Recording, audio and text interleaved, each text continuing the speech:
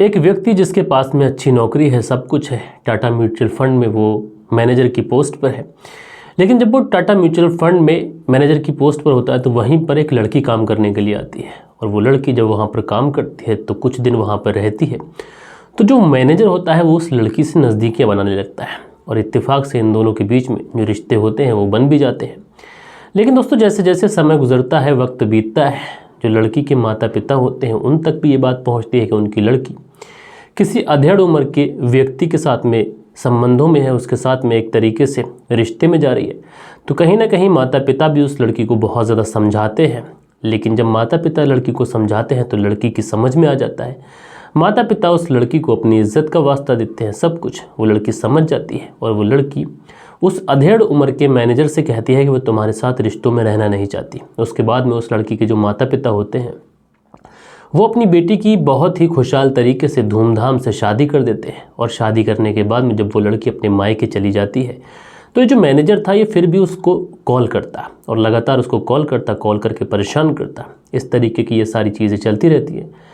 लेकिन इसी रविवार को वो लड़की अपने मायके आती है, अपनी ससुराल से, और जैसे ही वो मायके आती है तो उसके बाद में वो जो अधेड़ उम्र का जो मैनेजर था, जो पहले इस लड़की के साथ में प्यार मोहब्बत या फिर जो कहें जिस रिश्ते में भी था, वो उसको कॉल करता है, कॉल कर अपने ऑफिस बुलाता है। और ऑफिस बुलाने के बाद में इन दोनों के बीच में न जाने क्या बात होती है कि वो जो मैनेजर था, जो कि उस लड़की का मैनेजर था और पहले उस लड़की के साथ में रिश्तों में भी था, वो लड़की सोच के चली जाती है शायद किसी काम से बुलाया हो।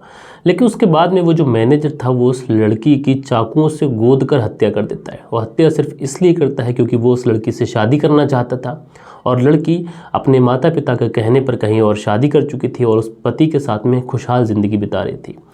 दोस्तों, जब मैंने कल आप लोगों को ये कहानी सुनाई थी तो ये कहानी सुनने के बाद में मैंने बहुत सारे लोगों से बोला भी था कि आप लोग बताइएगा कि इस पूरे वीडियो के बारे में आप लोगों का क्या विचार है। तो बहुत सारे लोग इसमें बोल रहे हैं कि दोनों ही बराबर के भागीदार हैं, लेकिन दोस्तों ऐसा नहीं है।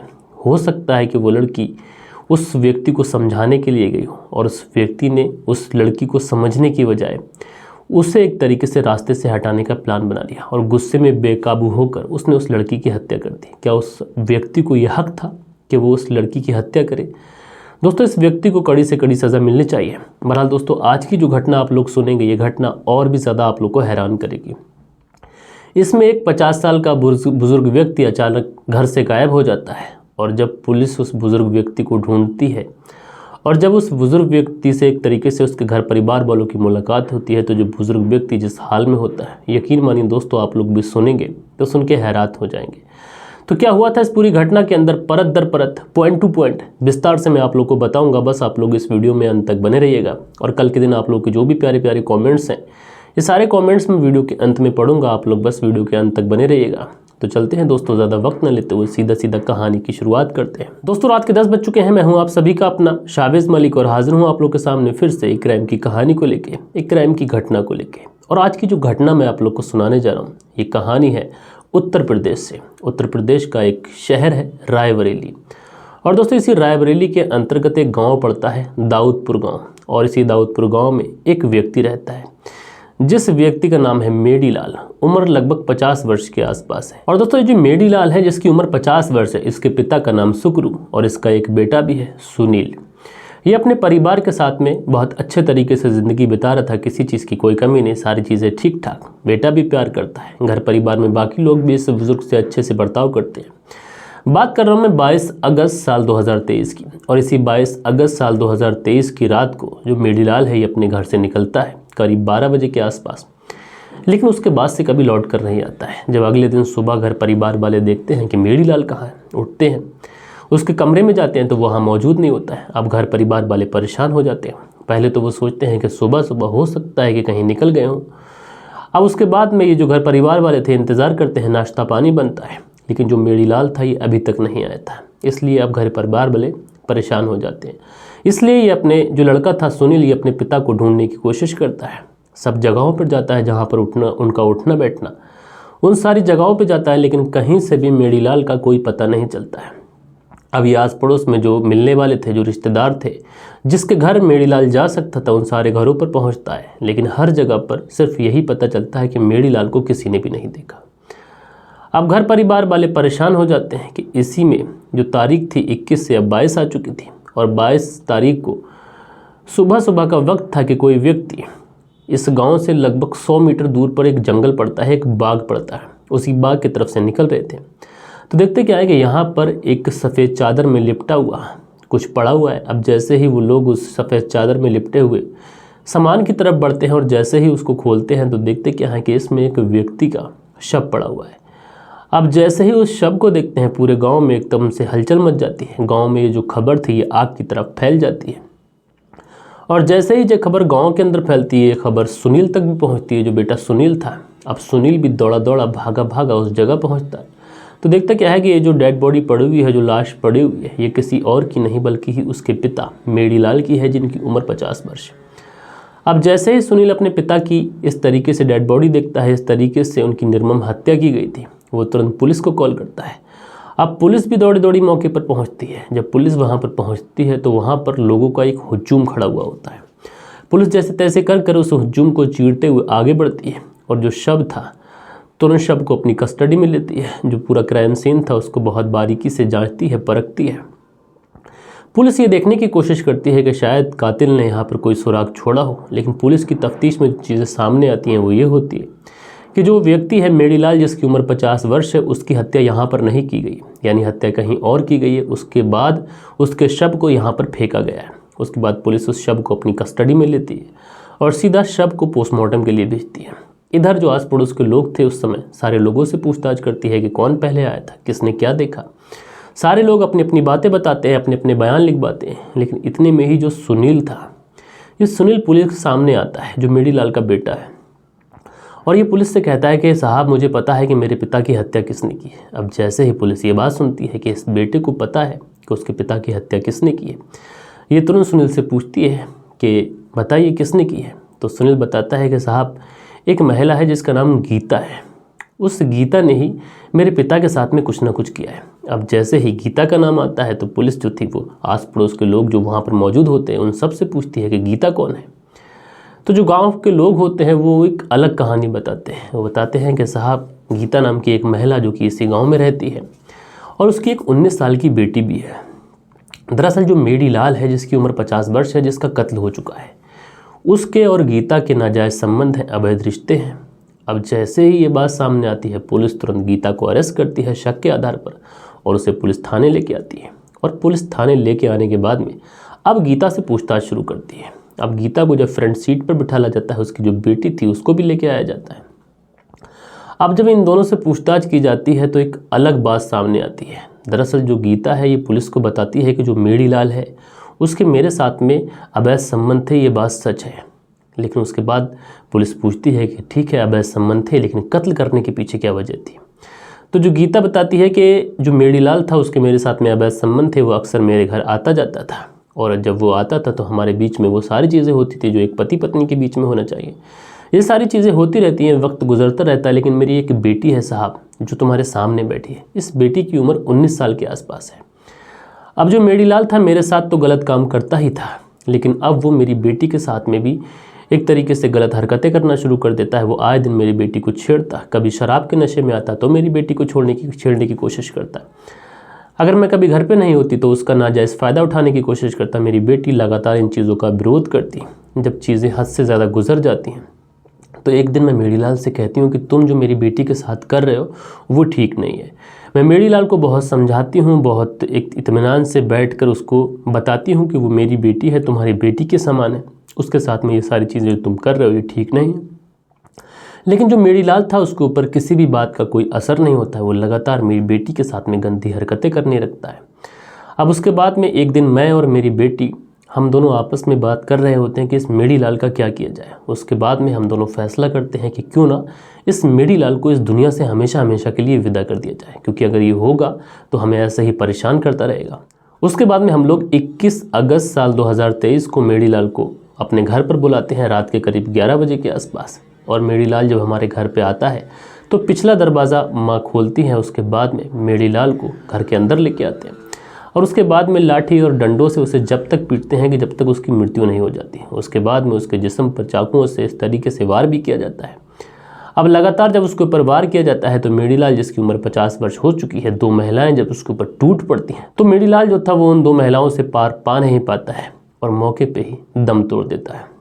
जब उसकी हत्या हो जाती है, जब उसकी मृत्यु हो जाती है, जब हम दोनों को लगता है कि इसकी अब जो सांसें हैं ये थम चुकी हैं, उसके बाद में हम लोग उसकी डेड बॉडी को एक चादर में लपेटते हैं और रात के ही अंधेरे में गांव से लगभग 100 मीटर दूर जो एक बाग है, उस बाग में हम लोग उस डेड बॉडी को फेंक के चले आते हैं।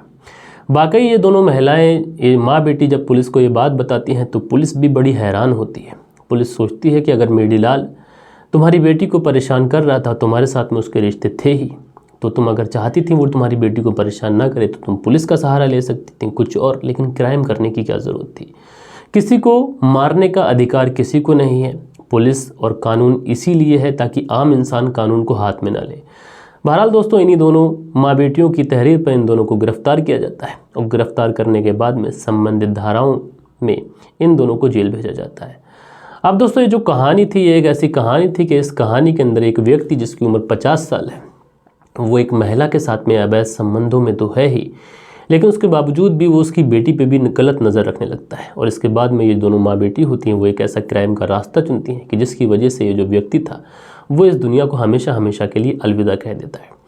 दोस्तों, अवैध संबंध ये एक ऐसी चीज़ होती है कि इंसान को शुरुआत में लगता है कि कुछ नहीं होगा, लेकिन अवैध संबंधों की वजह से आजकल आप लोग देखते हैं कि जो क्राइम है वो सबसे ज़्यादा हो रहे हैं। क्योंकि पहले के ज़माने में एक तरीके से जो अवैध संबंध होते थे वो इतने नहीं होते थे, लेकिन आज का जो ज़माना है, आज का जो युग है, इसमें इंसान जो है ना रिश्तों को देख रहा है ना नातों को देख रहा है। एक तरीके से अवैध संबंधों की होड़ मची हुई है और कोई अपनी पत्नी का कत्ल कर दे रहा है, कोई अपनी बेटी का कत्ल कर दे रहा है, कोई अपने पिता का कत्ल कर दे रहा है। ऐसी बहुत सारी कहानियाँ हमने आप लोग को सुनाई हैं कि कुछ लड़कियाँ अपने प्रेमी से मिलने के लिए अपने पिता या फिर माँ, इन दोनों की हत्या कर देते हैं। बहरहाल दोस्तों, आप लोग इस पूरी घटना के बारे में क्या कहना चाहते हैं, आप लोग कमेंट्स बॉक्स में ज़रूर से ज़रूर बताइएगा कि इस पूरी घटना के अंदर आखिर वो दोनों माँ बेटी दोषी तो हैं, लेकिन अगर मेडीलाल इस दुनिया को छोड़ चुका है तो क्या उसका भी कुछ दोष है? आप लोग कमेंट्स करके ज़रूर से ज़रूर बताइएगा। और कल के दिन जिन लोगों के भी कमेंट्स आए हैं, अब वक्त होता है कि उन लोगों के कमेंट्स पढ़े जाएँ। सो दोस्तों, हमारे वीडियोस पे जो कल के दिन कमेंट्स आए, ये कमेंट्स आया है सर जी नमस्कार, रामधीरज मौर्य की तरफ से सभी भाइयों को राम राम, जय श्री राम और 26 जनवरी की बहुत बहुत बधाई। तो रामधीरज जी, आपने अपना प्यारा सा कमेंट्स किया और साथ में हमारे व्यूवर्स को 26 जनवरी की बधाई दी, तो आपका बहुत बहुत धन्यवाद। MD शक है लिखते हैं गुड, तो भाई आपका धन्यवाद। नासिर पठान जी 4 हार्ट बनाते हैं, धन्यवाद। कुंदन पाल जी प्रणाम बोलते हैं, तो भाई प्रणाम। उसके बाद में अनुज गोदारा जी हैं, लिखते हैं नमस्कार सर, 26 जनवरी की आपको और आपके व्यूवर्स को शुभकामनाएं, जय हिंद। तो अनुज गोदारा जी, आपको भी हमारी तरफ से 26 जनवरी की बहुत बहुत शुभकामनाएं, जय हिंद जय भारत। उसके बाद में नंदिनी कुमारी हैं, लिखते हैं ऐसे ही जो क्राइम है ये सामने आते रहते हैं, तो नंदिनी कुमारी जी आपका धन्यवाद। उसके बाद में देबा मेहरा हैं, लिखते हैं 26 जनवरी की शुभकामनाएं, जय हिंद। तो 26 जनवरी की आप सभी व्यूवर्स को मेरी तरफ से भी शुभकामनाएं, जय हिंद भैया। उसके बाद में प्रिंस अली हैं, लिखते हैं सलाम वालेकुम, तो भैया सलाम वालेकुम सलाम, आप कैसे हैं? उसके बाद में सुबोध कुमार जी हैं, लिखते हैं love is dangerous, Subodh Kumar BSF Siliguri. उसके बाद में जो अगला कमेंट्स है ये लिखते हैं यूज़र करके आईडी है, लिखते हैं नाइस स्टोरी बैकुंठ पटेल सूरत सचिन से, तो भाई आपका धन्यवाद। उसके बाद में अगला जो कमेंट्स है ये मोहम्मद फराज का है, लिखते हैं चाइल खास कौशंबी कुवैत से हम और हमारे दोस्त सब लोग आपकी कहानी सुनते हैं, तो भैया आपका बहुत बहुत धन्यवाद, आपके दोस्तों का भी बहुत बहुत शुक्रिया। प्रिया वर्मा है, लिखते हैं हैप्पी रिपब्लिक डे, तो प्रिया वर्मा जी आपको भी हैप्पी रिपब्लिक डे, आप कैसी हैं? उसके बाद में नारायण कुमार हैं, लिखते हैं बहुत तरीके से कहानी सुनाई है आपने, पर हम कितने भी इनको सुनाएं समझाएं, लेकिन जिसको जो करना है वो करता है, लेकिन उसके बाद में पुलिस भी उसके साथ में जो करती है वो करती है। उसके बाद में नम्मू खान है, लिखते हैं नम्मू खान, तो नम्मू खान जी आपका धन्यवाद। उसके बाद में मुजाहिद हैं, लिखते हैं अस्सलाम वालेकुम सर जी, आज मेरी वाइफ का बर्थडे है, सायरा मुजाहिद को विश कर दीजिए, दुआओं से नवाज दीजिए। तो मुजाहिद हबीब जी, आपकी जो वाइफ हैं जिनका नाम है सायरा मुजाहिद, उनको उनके जन्मदिन की ढेर सारी बधाइयाँ मेरी तरफ से, मेरी फैमिली की तरफ से, मेरे व्यूवर्स की तरफ से। आप दोनों हमेशा ऐसे ही खुश रहें।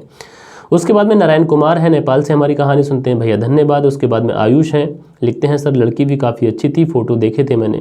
उसके बाद में MD हक हैं, लिखते हैं सर आप यूपी में कहाँ से हैं, तो भैया बहुत जल्द ही मैं आपको बताऊंगा मैं यूपी में कहाँ से हूँ। उसके बाद में जो अगला कमेंट्स है ये साया लिदोरगे करके है, निशा इज़ इक्वली रिस्पॉन्सिबल। उसके बाद में सुनील झाकर जी हैं, सुनील चौधरी नाम से ये लिखते हैं और सेंट्रल जेल बीकानेर से हमारी कहानी सुनते हैं, भैया धन्यवाद। फैशन डिज़ाइनर हैं, लिखते हैं शादी के बाद ऐसा नहीं करना चाहिए था। इसरार अहमद हैं, लिखते हैं शाबिज जी निशा को शादी के बाद मैनेजर के टच में रहना ही नहीं था। उसके बाद में सुनील त्यागी हैं, लिखते हैं लड़की ने नासमझी में फंस गई है, रेनू सुनील त्यागी, शाना बुलंदशहर। उसके बाद में एमडी जीशान है, लिखते हैं धनबाद की लड़की एक नंबर, या फिर कुछ और लिखते हैं। उसके बाद में यूज़र हैं, लिखते हैं हमारा नाम गोविंद यादव है, जिला आजमगढ़ उत्तर प्रदेश से हैं, अगले वीडियो में हमारा नाम लेना। तो भाई गोविंद यादव जी, आपका बहुत बहुत धन्यवाद कि आप आजमगढ़ उत्तर प्रदेश से हमारी कहानी सुनते हैं। और उसके बाद में जो अगला कमेंट्स है इसमें तो इन्होंने रिप्लाई किया है, ट्रोल हैं, कहते हैं नंबर 2 भैया, तो आप मुझे इंस्टाग्राम पर फॉलो कर सकते हैं, वहाँ पर हम लोग बात भी कर सकते हैं। और दोस्तों इस वीडियो को अंत करूँ उससे पहले आप सभी लोगों से एक रिक्वेस्ट करना चाहूँगा। हमने अपना फेसबुक का पेज बनाया है और उस फेसबुक का पेज आप लोगों को हमारे चैनल के अबाउट वाले सेक्शन में आप लोग जहाँ जाएंगे तो वहाँ पर हमारा फेसबुक का लिंक है, आप वहाँ पर क्लिक करेंगे सीधा अपने पेज पर पहुँच जाएंगे, हमारे वाले पेज पर। और वहाँ पर जाकर आप लोगों से एक विनती है कि आप लोग हमारे पेज पर पहुँचिए और फॉलो करिए और एक बार हमारे वीडियो को एटलीस्ट शेयर कीजिए। दोस्तों मिलते हैं कल के दिन किसी और क्राइम स्टोरी के साथ में। जब तक के लिए अपना ख्याल रखिएगा, देश का ख्याल रखिएगा, परिवार के रिश्तों की अहमियत को समझिएगा। जय हिंद, जय भारत।